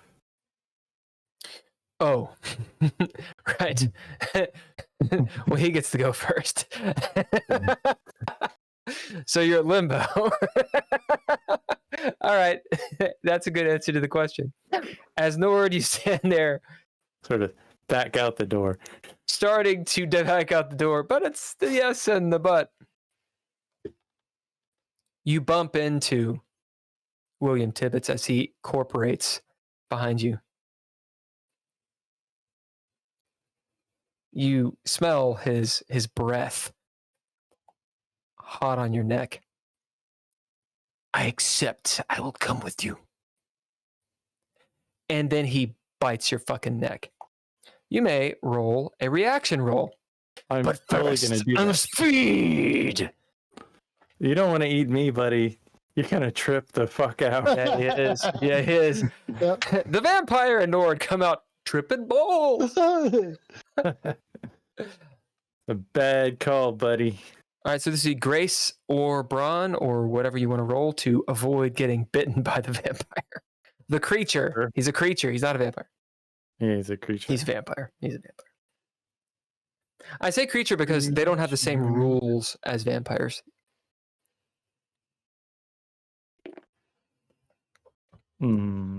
What's the Okay. threshold? Hey, Tony, will you roll me a D8? Hey, Simon, will you roll me a D10? Nord, I'm also going to give you a chaos die of a D6 because this is a pretty ballsy thing for you to do. Mm-hmm. I got 2 successes. Hold a 4. All right, so that's 1 success. So that means the threshold is 5. I'm gonna spend a breath. Yep. That forgoes all rolls, so you go to limbo. That makes sense. All right. Roll your D10 to see how much your soul ages and mark those tallies down. Tell me if it goes to 20 or over. Quick shout out to Punksicle. This is his mechanic in his Star Wars game. Very, very good game, which honestly, Punksicle is such a good author. He really should continue to write if he's watching this. He wrote essentially the part of the plotline to The Mandalorian and Ahsoka years before those things came out. Anyway, continue. What'd you get? I 10? got 5. Oh, 5. So how many tallies are you at? 5. Oh, you're This at is 5 the first total? time I mean, this is the first time I rolled for it. I think I need to roll nice. again. That's okay. That's fine. We may have implemented it later. So you're 5. As you spend breath, Nord, how does this weigh on your soul? How is it that you reach limbo from this? And it ages you somehow, either mentally or spiritually or physically. I think he just did a little bump. Basically, there wasn't much coke in it, so I think doing drugs for the last 3 days is starting to weigh on him a little bit, and he's starting to feel a little bit stretched. And so when he spent a breath, I mean, it's not that he did a whole lot of action to get out of the way. It's just that I think his inaction. I think that Willem expected him to move and jump out of the way, but he just kind of stood there. At what point do we find out this whole thing is a result of a 3-day coke bender that Nord's been on? That'll be in a few sessions. It will be the end of Super Mario Brothers 2. Spoilers. He just I love it. lifted up his camera and like Willem bit his camera. Like he didn't hit the button or anything. Yeah. That's the yes. Now we need the but. Okay. Players, other than Nord, of course. What is the but of this situation? Doesn't have to be negative.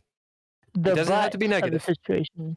Well, I want to say the butt of the situation is that he accepts that maybe he's not going to get blood from us, but he's cranky about it because he's hungry.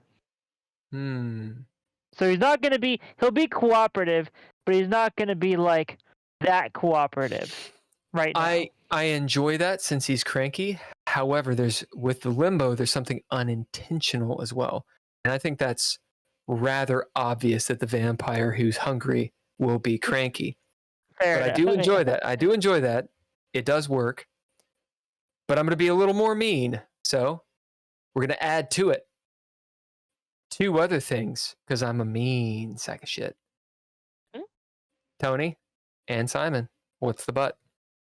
So William he's cranky. He's not going to feed from you guys though, because Nord got limbo. He spent breath. He's not going to try to feed from you. He might try to convince you. Just a little bit. The but is that he finds one of them dumb people that let us through. Dude wandered through the forest and is right behind us and rushes by and eats him right there.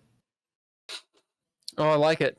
I like that. That incurs sanity rolls, and it means that the occultists have awoken for some reason and are trying to follow you. Excellent. Hey, Simon. I'm trying to. I keep wanting to say supplicant. I would go but I don't know. positive because his tone Well, just no. went pretty negative. What I was going to say was, he noticed that Nord was. I don't think, I'm not for sure if this is right word or not, supplicant, but so basically he's subservient, that Nord wasn't going to fight him. So if he needs to feed on him, he knows that if things go wrong, he can just feed on us. So it is always there in the background that if he doesn't get the cultists, he knows that he has a group of 5 that he can just go ahead and eat on. I see. I like that. I like how that plays on what Leah said. So Nord has gotten through to him. He knows who you guys are. He doesn't want to feed on you, but he knows that in a pinch he can. He's not gonna do it, but if he has to, he will. So there's still the danger. And Nord will say, since you spent breath, you are aware of all of this. We'll say that in the hut you hear someone else coming from the beach, crunching around. You see William Tibbets turn as he leaps out of the hut. Well, we got to do it because it's the S but, so you can't stop this part.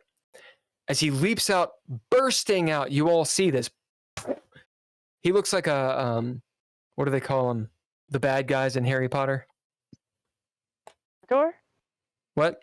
Not Dementors. Dementor or the bad wizards. no. You know what I'm talking about. Death Eaters. Yeah, the Death Eater. He looks like a little Death Eater, like on a cloud of smoke. As you guys hear the ripping and the tearing, I'm here for the ripping and the tearing. The gnashing. If anyone has seen Tosh.0, they know what I'm talking about. As William Tibbets is defiling a cultist who has followed. Let's see how many of them followed you. Let's roll a d4. Who wants to do it? I'll do Let it. me do it. I always roll like terrible on D4s until this time, I guess. Do it. It's a 2. Okay. So there's 2 of them. One of them is getting eaten. All right. The action is on you guys. It is player turn. I'm going to try to step in front of Mariah so she cannot see it. Yeah, you do. Easily, you don't need a bid as he's a good 60 some odd feet away over a bluff. Okay. However, you hear it, and it is not a nice sound. Sounds like pigs fucking. Mariah starts singing her song loudly. She does. What's the song that Mariah sings?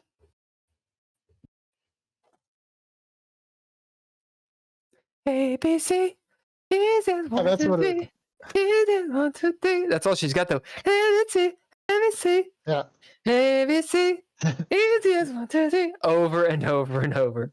That's what she sung through the bar. She goes a little dark wave and she's like, what to do in a bad scene? The computer knows you. Anyway. It's a little band we know called all lowercase letters. Huh. All right, action's on you guys. I'm going to grab this book in the center of the room that I'm in. As you book. near it, The words on it, a light Tony sees it. in orange. You see, not clearly, but you can see well enough to know what is beside it. Straight up, a long wand. It looks like something out of Harry Potter.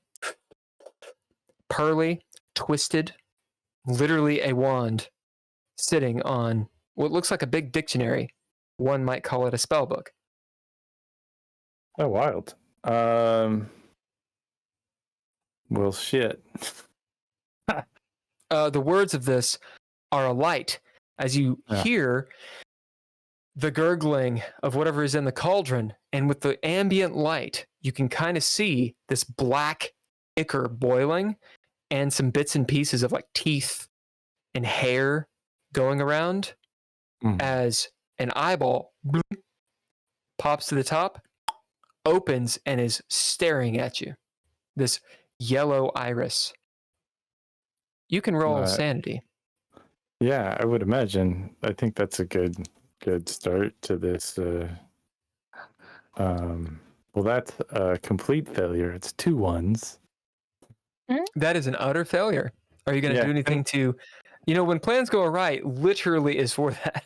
Yeah, I think I'm gonna use my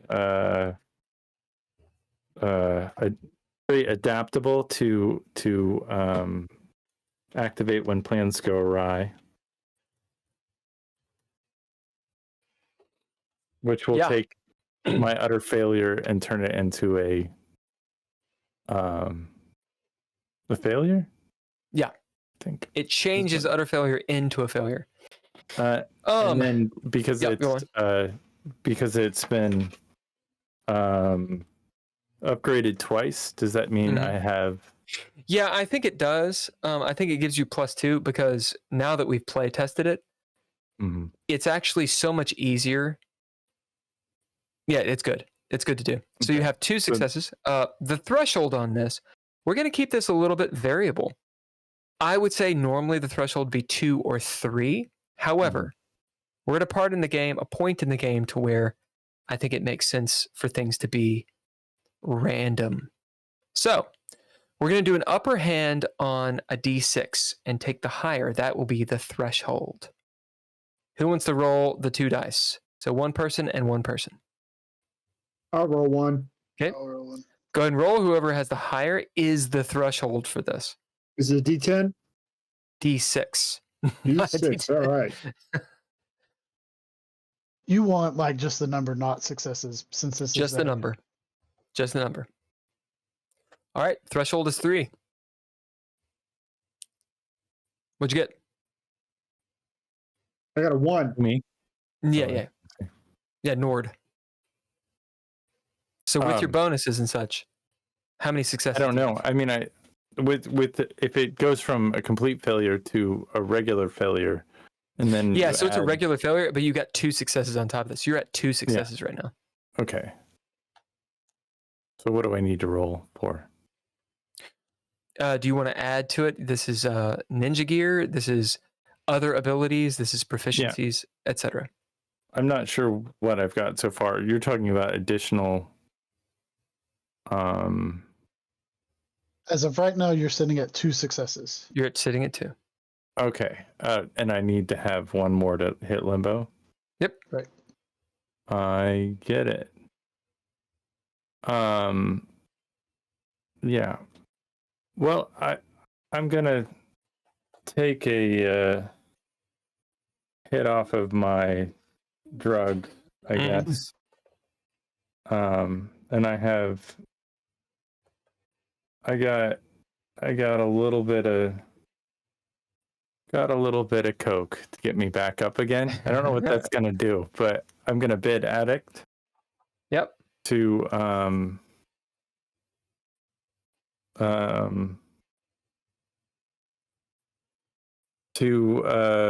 activate my scent of colors. Okay. Which gives me 2 additional successes. All right. So I can kind of understand what's happening in front of me. As you take this hit, based on the utter failure, when plans go awry. How does Nord... I mean, this is the kind of thing where this eyeball gets in your brain and takes over your body. Sure. So that's the utter failure. You're possessed. Mhm. But you've got when plans go awry and you do this bump. So how does Nord avoid this? He starts laughing. You guys hear He thinks it's all- cackling. He thinks it's just hysterical. It's just like this cartoon is like he probably saw the Lord of the Rings, the original version of that Yeah. cartoon, Yeah. and he is like The rotoscoping.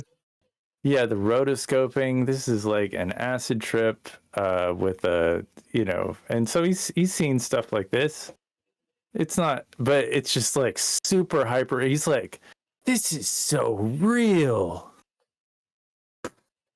As that happens, you sort of cackle the sanity away, getting the clean success, as it's just long enough to where the eyeball goes back underneath into the soup. The light of these words in the book is still there, but it starts to fade a little bit as you pass the sanity roll with flying colors.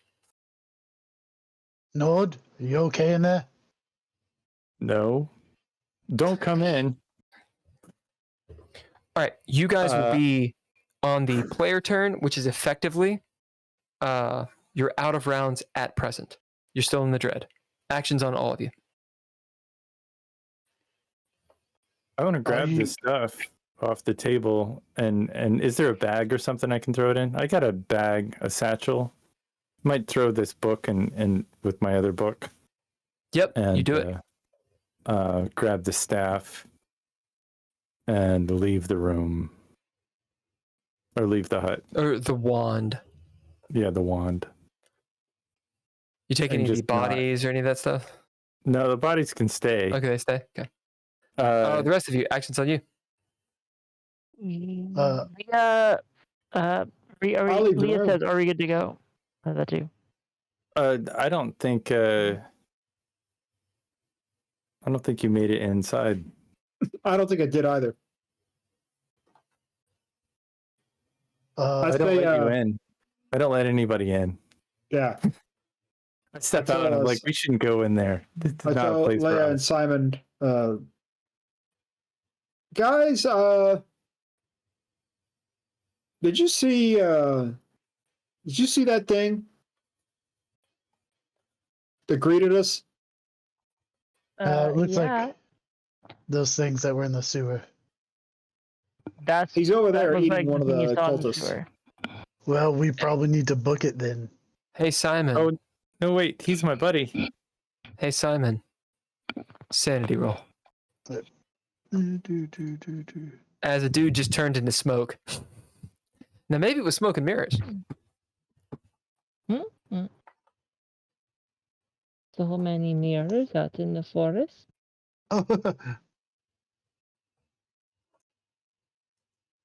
Okay, what happens if my bone die Bone die. lands perfectly like that?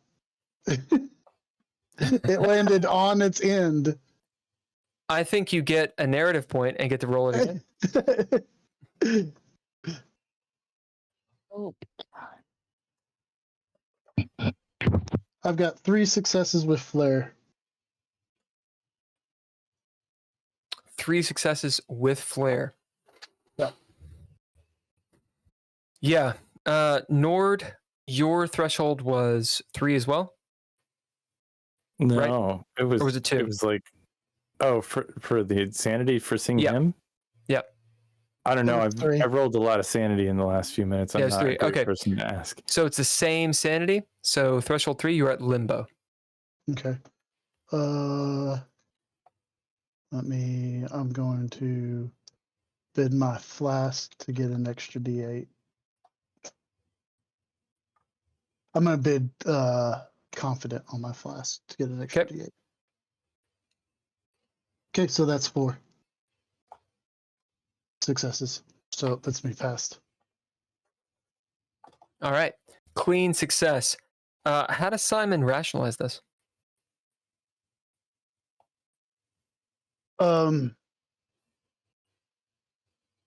So he just thinks it moved really fast. He's watched Nord be all jumpy and be all skittery, and like, did he give him some of what he took? And he just booked it out there quicker than. Indeed, your mind sees the shadows. It's really dark, and you hear the screaming. It's a chilling thing. Mariah, you're standing in front of her. As you guys are out of the rounds, there is the sound of a fight happening. Snarling of a wild beast. The question is, do you guys go to where William Tibbets is and see what's happening? Or do you continue on into the forest? I think we should book it. We should double time it and get to the lake. Go into the forest. Follow. Yeah, Simon's right. Actions on Yes, you we should guys. go. Tony, you're involved, and Nord as well. Although Nord is in the hut at present. Well, I think me and Leah start to take it and Into the start forest? booking it. Well, and start booking it towards where the lake is, unless somebody stops What us. about Nord? Let's go. Unless Yeah, Nord comes out of the hut with his satchel. He's holding it kind of in front of him. Nord, you see Leah and Simon trucking it out ahead down into this, the sinkhole and whatnot, and into the deep forest. You knew it took you about a couple hours to traverse last time as they're ambling down. Tony's standing out there behind you over the hill. You hear, or over the bluff, I should say, you hear sounds of feeding and screaming. Good. All right, Tony. I think they got the right idea. Let's get out of here. Yeah, let's leave before he moves on to the main course. Make As like you guys- a tree and leave. No, I think he's with us. I got him. He's with us. Don't hurt him. I mean, Got him? Yeah, he's on our team. considering Nord is fully intact, I will tend to believe him. As Mariah follows, she kind of giggles and she stops singing, Leah. She looks up at you and she says, I think I'm okay. Yeah, well, you can think that all you want on top of the box. Fine. As she pouts on the box. There's a moment, she's got this like nasty face screwed up. There's a moment though, Simon, where you see her look over and catch your eye and she smiles at you. I'll smile back. As we go into the montage, as you guys trek through the forest, let's take a break. Take a 5 minute? Is that good for you guys? Or do you need a 10? Sure. We should Do it. do 10 because it always do ends a up 10. being 10 anyway. Let's do a 10-minute break. It always takes us like way more than So 10 10 minutes. Go use El Baño, go do the thing, and we will be back in 10 minutes as you guys roll. All right. See you in 10. But first, Word from our But first- sponsors. a word from ourselves, I guess, because we do this every single week. We are playing the Red Writ. This has been brought to you. The story and all that stuff is in the game system of DreadLore, with the cast of Bill Buncombe, Andrea Elliott Johnson, Daniel Hulker, Drizzle, and Ken Howl. Thank you to all lowercase letter and Miss Dendrup for the score, and the Patreons members, Tim Roberts, Daniel Holker, and Nostalgic. Art and media by all lowercase letters, as well as storylines, attitudes, all that wonderful content that we create is in the guise of Trois Reblay Productions. And we are playing a little horror story called The Red Writ. Stay tuned for more, for part 2 coming soon, here in a second. Thank you. Of The Red Writ.